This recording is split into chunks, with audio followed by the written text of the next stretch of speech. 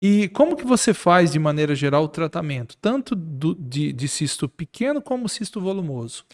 Então, Existe, e uma outra, só para eu uhum. finalizar a pergunta, para ficar um pouquinho mais claro.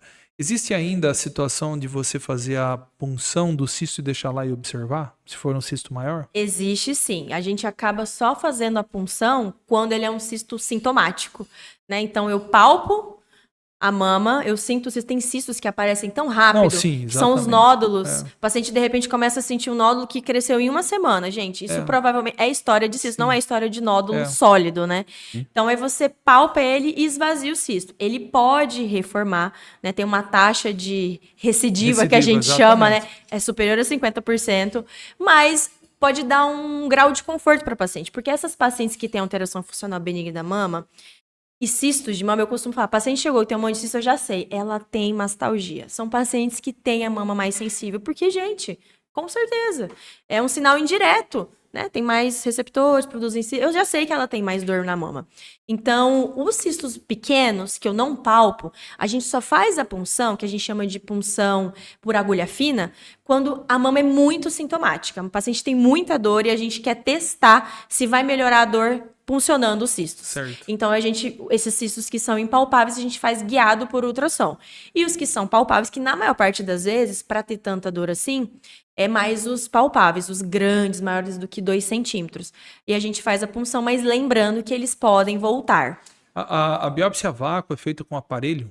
É um aparelho especial que como que eu vou te dizer? Uma máquina, ela é maior do que a biópsia comum que a gente faz, né? A core biopsy. E o material que vai dentro dela, ele é trocado a cada paciente, né? Então ele é descartável. Vem uma parte da máquina e uma parte é a própria agulha. Então aí você faz guiado por ultrassom, né? Porque são lesões que geralmente são menores do que 2 centímetros, geralmente são lesões impalpáveis. Pode ser feita pelo ultrassom ou pela mamografia, no Certo. caso das calcificações.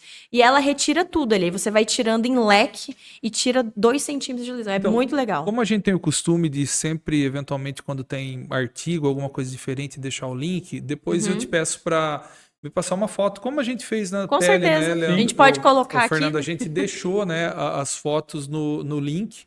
e Aham. aí a pessoa entra lá no YouTube e consegue acessar. Foi legal, né, Fernando? A gente pegou foto nossa, inclusive, né? Legal.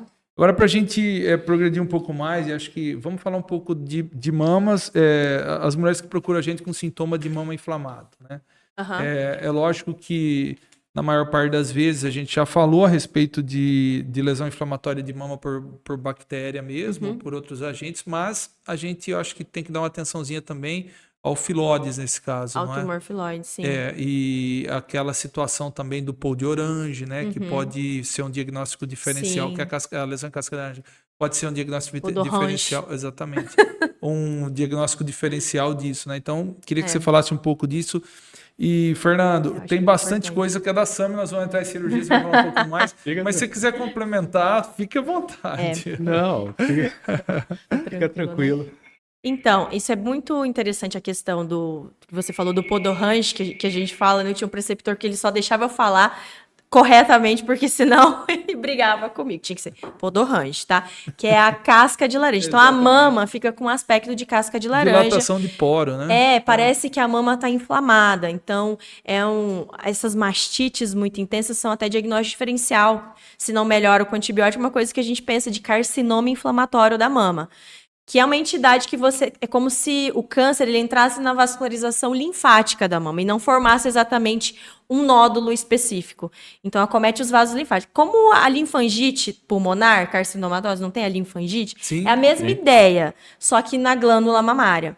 E aí, geralmente, esses pacientes elas precisam ser submetidas à mastectomia, né? Não tem como você salvar, porque para ter o diagnóstico, você tem que ter esse aspecto de casca de laranja em pelo menos 1/3 da mama. A mastite, né, entra como um diagnóstico diferencial o carcinoma de mama inflamatório, né, que por definição é quando a gente tem um aspecto de casca de laranja, que é o tal do podorrange, na mama em pelo menos 1/3 da mama. é como se fosse uma dilatação dos poros, né? Exatamente, é como a gente tivesse um acometimento dos vasos linfáticos do Isso. tecido da pele da mama.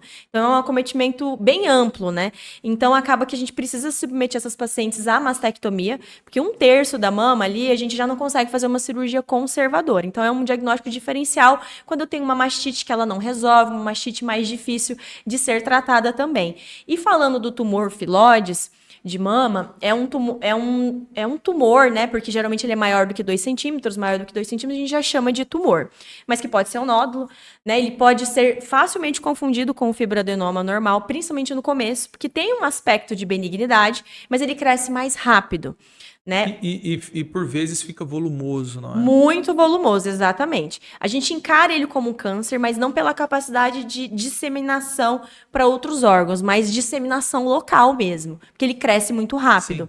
Esse diagnóstico acaba sendo o patologista que olha e vê. Ele pode ser benigno ou maligno, e quem diz isso é o próprio patologista, porque ele vai ver a quantidade de células que está se multiplicando, a atipia celular, se tem margem comprometida, né?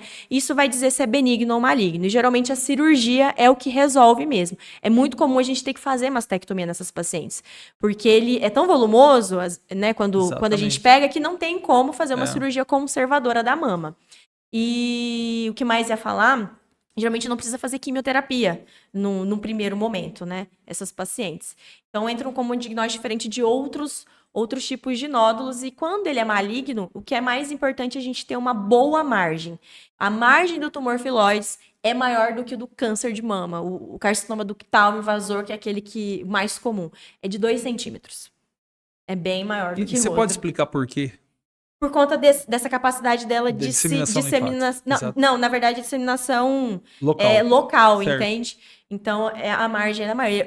A questão do tumor filóides é local, não é essa disseminação em outros órgãos por vasos linfáticos e tudo mais, a distância. Muito bem.